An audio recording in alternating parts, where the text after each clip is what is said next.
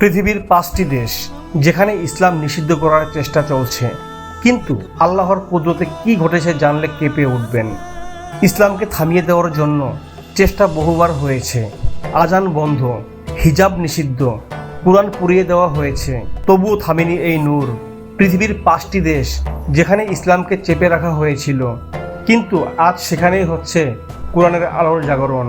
আল্লাহর কুদরতে কিভাবে বদলে যাচ্ছে ইতিহাস, চলুন জেনে নেই। ফ্রান্স হিজাব নিষিদ্ধ করেও থামাতে পারেনি ইমানদার নারীদের।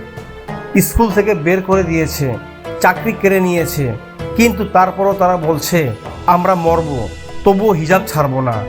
আজ ফ্রান্সেই বাড়ছে রিবেন্ট ইসলাম গ্রহণকারী মানুষের সংখ্যা। চীনে লাখো মুসলিমকে বন্দি করেছে, কুরআন শিখলে জেল, রোজা রাখলে শাস্তি, তবুও বিশ্বাস করে না, কারণ ঈমান কখনো ক্যাম্পে আটকে থাকে না।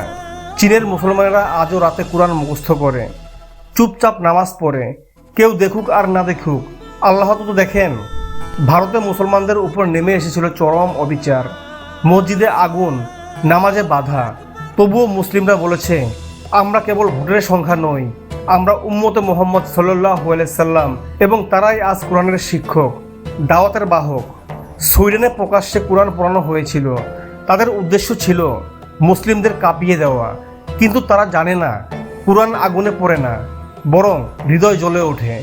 আজ বহু অমুসলিম এই ঘটনাকে কেন্দ্র করে ইসলামের প্রতি আগ্রহী হয়ে উঠেছে। ফিলিস্তিন যেখানে রক্ত ঝরছে, তবুও তারা কোরআন পড়ে, সিজদা দেয়, তাকবীর দেয়। বিশ্ব অবাক, এত কষ্ট তবুও এত শক্তি কোথা থেকে আসে? উত্তর একটাই, আল্লাহ আমাদের রব। ইসলামকে থামানো যাবে না, কারণ এটা মানুষের বানানো নয়, এটা আল্লাহর পক্ষ থেকে আগত নূর। এই ভিডিওটি শুধু খবর না, এটা গর্ব, এটা ঈমান জাগানোর ডাক। ভাই বোন, আজ যদি আমরা না জাগি, কাল কি জবাব দেব আল্লাহকে? আল্লাহর পথে ফিরে আসার এখনই সময়। এই ভিডিওটি শেয়ার করুন, যাতে দুনিয়ার সবাই বুঝতে পারে ইসলাম কখনো হার মানে না। আল্লাহ হাফেজ।